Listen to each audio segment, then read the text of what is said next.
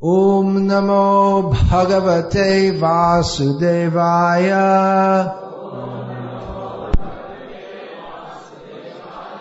Om Namo Bhagavate Vasudevaya. Om Namo Bhagavate Vasudevaya.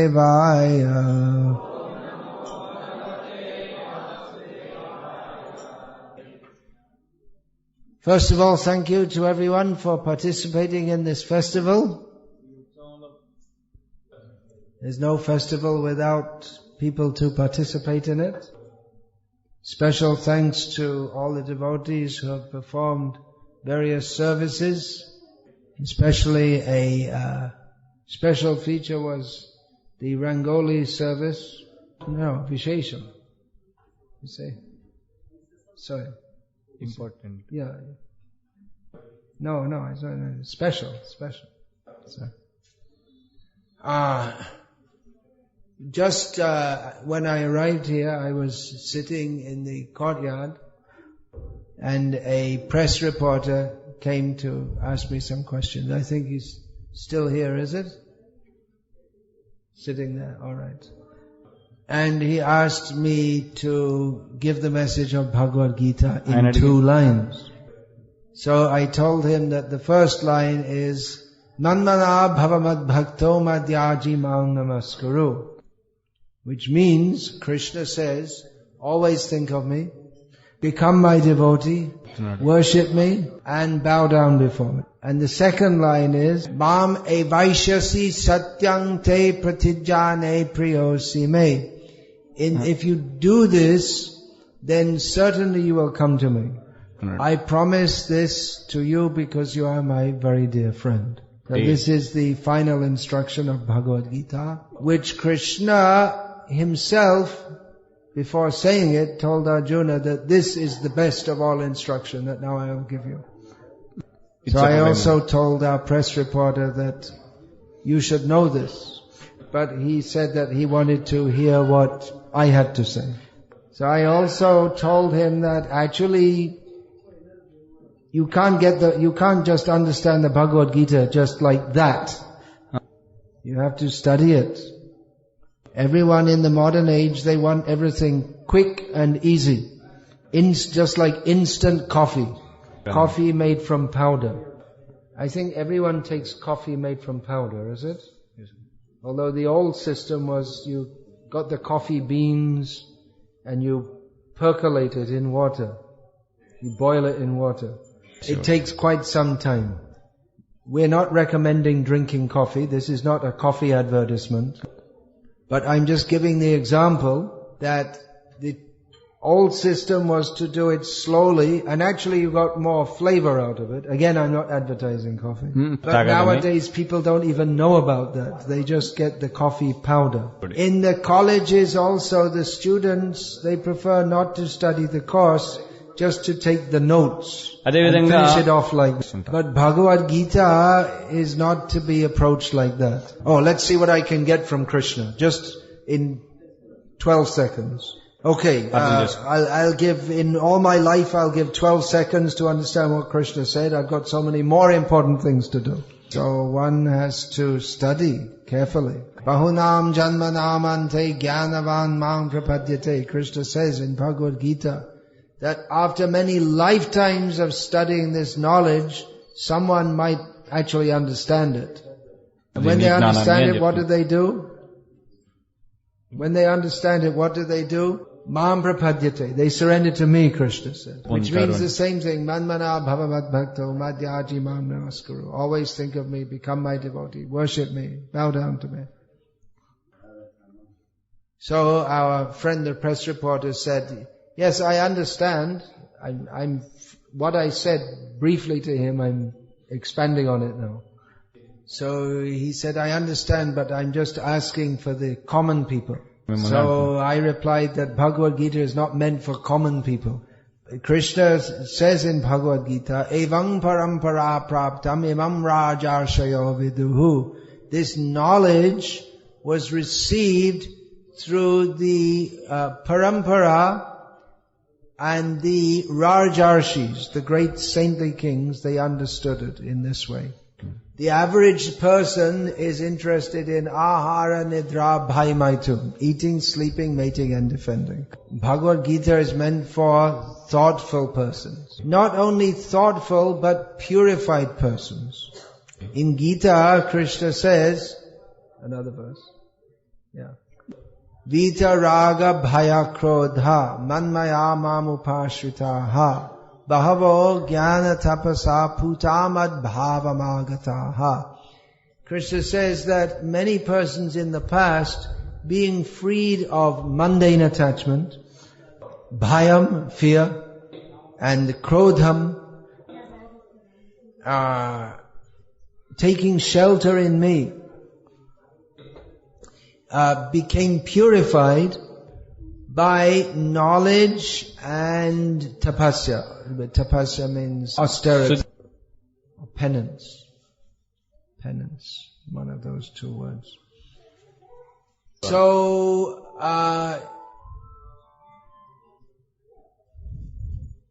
even to be thoughtful is not sufficient qualification. One has to be purified also. There are many thoughtful people in the world, and there have been throughout history. But not all of them are eligible to understand the knowledge of Bhagavad Gita. Some piety is required also, as Krishna states in Bhagavad Gita. Chaturvidha bhajante manjana sukritin arjuna artho jignasur artharthi jnani cha bharatarshava. Krishna says that 4 kinds of pious people approach me. 4 kinds of people, actually, they worship me. They are the distressed, the desirer of wealth, the inquisitive, and someone who is knowledgeable. Now, just prior to this, Krishna spoke that 4 kinds of people don't worship Krishna. Namang dushkritino murha prapadyante naradamaha mayaya pahrita jnana asurang bhavamashritaha. These 4 kinds of people, they're called dushkriti or impious. Just the opposite of sukriti. So these 4 kinds of people, they are called murha or grossly. One kind is grossly foolish. Naradhama, the lowest of mankind. Maya parita jnana, someone who is knowledgeable and learned and intelligent, but their knowledge is covered by maya, by illusion. And asuram bhavamashrita, people who are just out and out demoniac. So there are some people, this maya pahrita jnana, they're also very intelligent and thoughtful and learned. But they're not interested in Krishna. And even if they take up the subject of Krishna, they will misunderstand and misinterpret. So it's even to be intelligent is not. It is required to be intelligent to understand Krishna. But simply to be intelligent is not sufficient qualification to understand Krishna. One has to be devotionally inclined also. Otherwise, one can be a great philosopher, but he won't find Krishna. Why are there so many ideas in the world? People often ask. People are propounding different philosophical theories. Truth is one, and illusion comes in many forms. Why don't people find the truth? They're thinking very deeply about what is the nature of reality. But different philosophers come up with different theories. They don't find Krishna. Krishna is ultimate reality. As stated in the beginning of Srimad Bhagavatam. Om Namo Bhagavate Vasudevaya Janmadya Sayaton Vyaditiratas Charte Svabhignya Swarat Tene Brahma Hridaya Adi Kavaye Muhyanti Yat Suryaha Tejo vari mridang yatha vinimayo yatra trisargo mrisha dhamna svena sada nirasta kuhakam satyam param dhimahi. So this is a description of Satyam Param, who is Vasudev, Krishna. He is the source of everything. In Him, everything exists. At the time of destruction of the universe, everything enters into Him. He knows, he is always conscious, and He knows everything directly and indirectly. He is completely independent. It was He who imparted the Vedic knowledge into the heart of Brahma at the beginning of creation, before creation. And even great demigods are bewildered by Him. Just like one can be illusioned by a mirage. One may think that he sees fire when it's actually water, or he may think that he sees land, or he may think it's water but it's actually land. He is never illusioned. He is beyond the three modes of material nature, sattva, rajas, tamas. He always exists in His own spiritual abode, which is similarly free from illusion. So this is a brief description of Krishna. He is Satyam Param, the supreme reality. So then why don't all the different thoughtful people, by applying their intelligence, understand Him? That Krishna addresses in Bhagavad Gita. Nahang prakasha sarvasya yoga maya samavrita murho yang nabijanati loko mama jamavyayam. Krishna says, I am not manifest to the mudhas, to the foolish and unintelligent. By Krishna's, I am covered by an illusory potency. Therefore they cannot understand me. I am inexhaustible. So even people who superficially are very intelligent, they may actually be very foolish. Just like, for instance, a student just came to me and asked, how is it that you as a foreigner have taken to this? Now, I don't want to chastise that student, but actually the very question itself shows a complete lack of any spiritual knowledge. Because the idea that someone is a foreigner is based on the bodily concept of life. In other words, if someone thinks, I am an Indian and someone else is a non-Indian, that is based on the understanding that I am this body. But the very first teaching of Bhagavad Gita is that we are not the body. We get body after body after body after body as long as we're in the illusion of this material existence. So if we think I'm Indian, that means I think I'm this body. But maybe someone who's thinking I'm Indian, in their previous life they were British. And next life they may be in Swarga or in Narak, the heaven or hell. Most people in Kali Yuga, they go to the Narak, not to Swarga. But anyway, this very way of thinking is in the bodily concept of life, which is foolish. We can't blame the students for being foolish because the whole educational system makes them exceptionally foolish. Anyway, we're born in ignorance. But then we get education. Modern education means to compound your ignorance. So much education, but the whole purpose is how to live in this world and make some money. With the idea that you will be better if you earn more money. And who are we actually? No information whatsoever. What happens after death? It is forbidden by the law of India to discuss these things in the educational institution. This knowledge, Brahma Vidya, Atma Vidya, which is the distinguishing feature of Bharata, which makes this land the most important in the whole universe, that knowledge is banned in India. And therefore we have students, they're supposed to be the most intelligent class, and they ask such questions which from the spiritual point of view simply shows their ignorance. So there is a great need of spiritual education. Now I just said that Bhagavad Gita is not meant for everyone. It's not meant for the common man. I said means I quoted Krishna. I can't give my own opinion. I have to say what Krishna says. But that knowledge of which is given in Bhagavad Gita, that is transmitted in Vedic culture through Puranas, Mahabharata, Ramayana, and so on.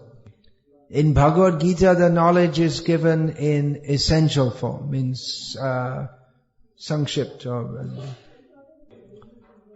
But we learn, for instance, if we hear Ramayana, then automatically we'll understand the principles of Vedic Sanskriti.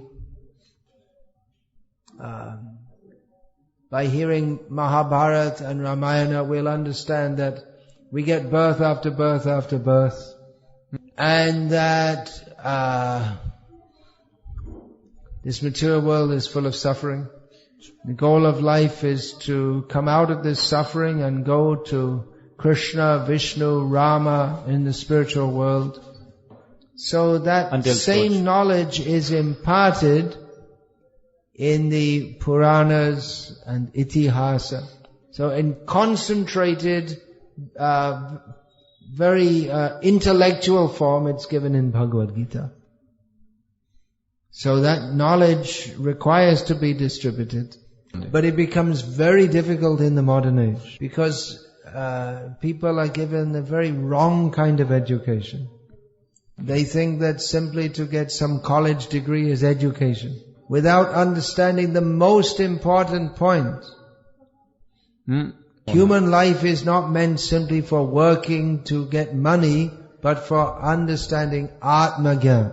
Atma Gyan culminates in Krishna Bhakti. But people think, oh, why should I waste time with this? Earn money. So work, earn money, earn more money, then get a heart attack and die and go to hell. And due to this lack of knowledge, people don't even understand basic things like the distinction between piety and impiety. Previously in this area, for generations, people were growing rice, which is it's a pious activity to grow rice, by which the people can be nourished. So that is the duty of the Vaishyas to produce food grains. So that is required for the sustenance of all the people.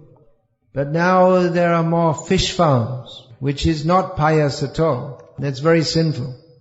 But people don't care because they think that, well, there's more money in it. Get more money. And they don't care what is pious, impious, what is the goal of life.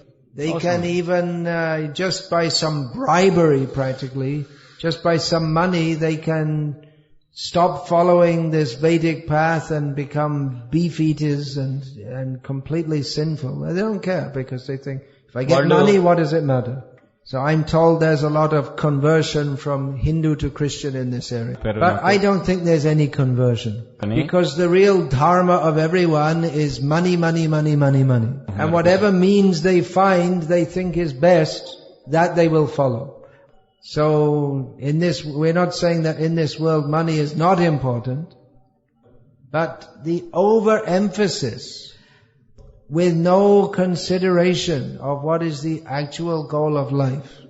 This is, that means that people are interested in lobha, this bad quality, greed, and they have no consideration of what is punya and papa. They simply want to get money and enjoy your senses. Drink wine, eat meat, and see the movies. Just from the movie posters you can understand it's full of lust. So they're cultivating kama and lobha, these bad qualities. which in Bhagavad Gita Krishna says these are the gates to hell. Trividham narakasyedam dwaram nashanam atmanaha kama krodhas tatha lobhas tasmat etatrayang tyajet. Krishna says that the three gates to hell are Kam, Krodh and Lobh, therefore they should be given up. But modern so-called civilization means simply to cultivate these more and more and more. So people say there is conversion, there's no change, there's some external change, but internally it's the same cultivation of Kam, Krodh, Lobh. And if we think that if there's among the so-called Hindus, if there's no distinction of punya and pap, then you just, for money you kill so many fish, then why should they not go to some religious process in which meat eating is central? So what will the common people understand about Bhagavad Gita? If you show some magic tricks and say, I'm God, they'll all bow down to you.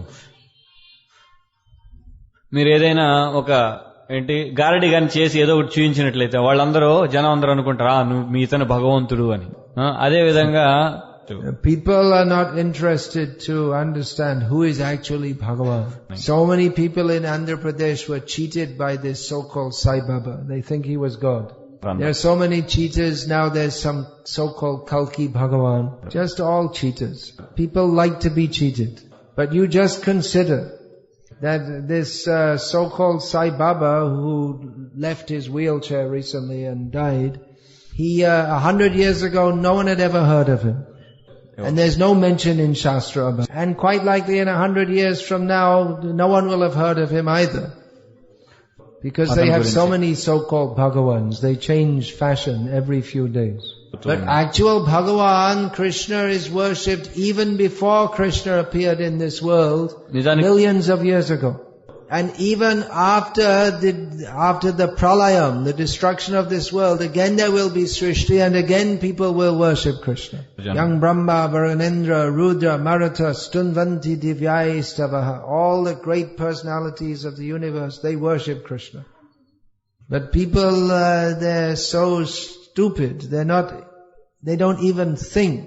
Someone comes along and says some magician is God. Oh, magician is God. So they think they're worshipping God, but they're worshipping an impostor. So the result of their puja is not that they get punya, they get papa. It's not that everyone who is doing puja is a pious person. Ravana also worshipped Shiva. Was Ravana a good man? Some people would say yes. They become so sinful, they think Ravana is good and Rama is bad. That's especially in Tamil Nadu. So in Kali Yuga, people, their whole spiritual understanding is, it's either zero or worse. Worse means it's completely opposite. So it's very difficult to give this knowledge of Bhagavad Gita, but still it's essential to give it. Because unless people have this knowledge, then their whole life is spoiled. So in Kali Yuga, because people are so foolish and impious, short-lived, prayanalpayusha sabhya kalavas minyuge janaha mandasu mandamatayo mandabhagyahi upadrutaha. People in Kali Yuga, they have short lives, they're bad, their mind is bad, they have bad luck in all respects, practically condemned. So in Kali Yuga there's some special facility by the grace of Bhagavan. Harer nama, Harer nama, Harer nama eva kevalam kalo nascheva gatir anyata. Chant the holy names of Hari. That will help us in this Kali Yuga. That will purify the consciousness. So that we can begin to understand the message of Bhagavad Gita. True. So this Krishna conscious movement is spreading the teachings of Bhagavad and the chanting of the Hare Krishna to save people from the gross ignorance and sinfulness of this Kali. So please take to this. Don't waste your life simply in foolishness. Hare Krishna, Krishna Krishna, Hare Hare, Hare Rama, Rama Rama, Hare Hare. Is there any question about this, please? If you have a question, please raise your hand. We'll give the cordless microphone.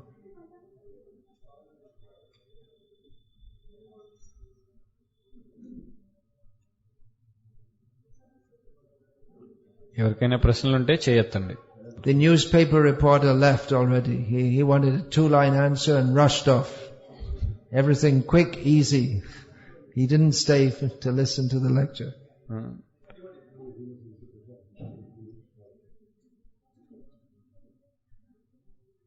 Quick. We're all going to hell. We're all going to hell very quickly. Yeah, translate that. If we take Chaitanya Mahaprabhu's instructions, we can go to the spiritual world quickly. But it's not cheap. Please, your question. It's a mess. It's a mess question actually. He is asking, I'm happy that you came from foreign country. Like I have been hearing from my childhood, now I am 85-year-old. Even though you are being a foreigner, you are telling, you understand no English. So, you are being a foreigner, you came and you are teaching the things to us, and I am very happy being in old age. I am a artist, I can sing. So he sang a song, and then so I am very thankful. What song is it? It's some movie song. Oh. So he sang, sounded quite nice. Yeah. So he thanked. I am very happy that you. Thank you for your appreciation. You can sing very nicely. So please sing the names of Krishna. 85 years old means probably there's not much time left in that body. You cannot expect to live another 85 years in. So it's now or never. A time for very serious sadhana. When people are younger, if they're not a sannyasi like me, then they have many worldly duties. So they should also do some daily puja, japa, all these things. But there are also worldly duties. But at the age of 85, you should only concentrate on bhakti. And that was the previous culture. There's a story that a British man, during the time of British rule in India, he came to someone's shop in India, and he saw that the baniya, the merchant, was sitting there ready to do business. His father was sitting in the back reading Ramayana, and his son was playing in the shop. And he came back 30 years later to the same shop. And he saw the same man is in the shop, the old man is reading Ramayana, and the child is playing. He said, what happened? 30 years, nothing changed. I mean, you didn't grow older or nothing changed. So the merchant said, now when you came 30 years ago, I was the child playing. Now this is my child playing. And the person you spoke to at that time is my father, who's now sitting and reading Ramayana. So that was the culture. In old age, people, they have to concentrate fully on spiritual life. Because depending on our consciousness at the time of death, we will get our next birth. Yang vapi smaran bhavam tyajyante kalevaram tam tam evaiti kauntaya sadatad bhava bhavitaha. According to our consciousness at the time of death, we get our next body. So at least at the end of life, of course there's no guarantee, we might not live to be 85, we might die at the age of 25. But at least at the end of life, we should fully concentrate on spiritual matters. But nowadays the old people, they watch TV all day. And from TV, you get Kam, Krodh and Lobh. So what will be the future life? Very difficult not very difficult to say. It means they're going to be going down. So this is, we're requesting you and begging you and hitting you, and somehow we're trying to inspire you to please take up this Krishna consciousness. You might think, well, there are so many sadhus and they all come and say different things. But just try to understand, we are speaking the teachings of Krishna in Bhagavad Gita as it is, without any change. We're giving the essential knowledge that you can take now. So many lifetimes we've wasted in illusion. If you take to this chanting of Hare Krishna seriously, in this very lifetime you can be free from birth and death and go to the spiritual world with Krishna. Unfortunately, people, they don't take it seriously. Please take it seriously. Yeah.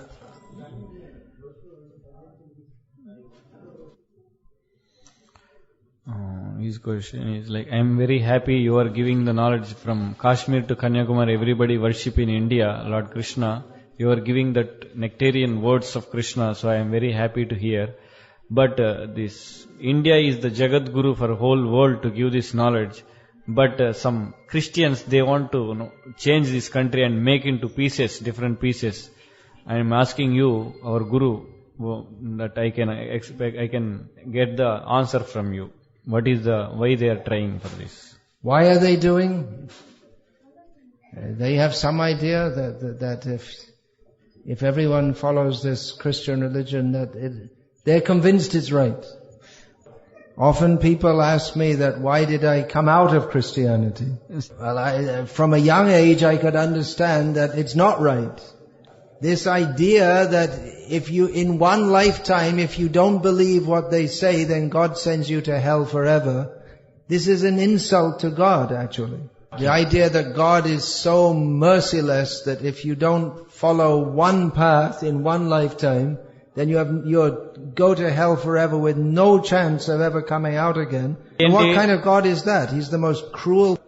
So the understanding that we get birth after birth after birth, and which we get chance after chance after chance, that makes much more sense. So philosophically, there's so many problems with Christianity. They say Jesus is God, and then He was killed and He was dead for 3 days. God was dead for 3 days. There's so many problems. So this Krishna consciousness is meant for intelligent people, intelligent religion. But in Kali Yuga, people are not intelligent. They think religion is fanaticism. Incidentally, you said something about Kanyakumari to Kashmir, but that's a modern consideration. Otherwise, the southern point of India in Puranic consideration is Rameswaram. It's not geographically the southernmost point. It's where the Mahodadhi, which means in modern language is called the Bay of Bengal, meets the Ratnakara, which means the Indian Ocean in modern terms. That's just point of information. So it seems that many people in this area, Krishna has blessed them with a nice singing voice. So please sing Krishna Nam.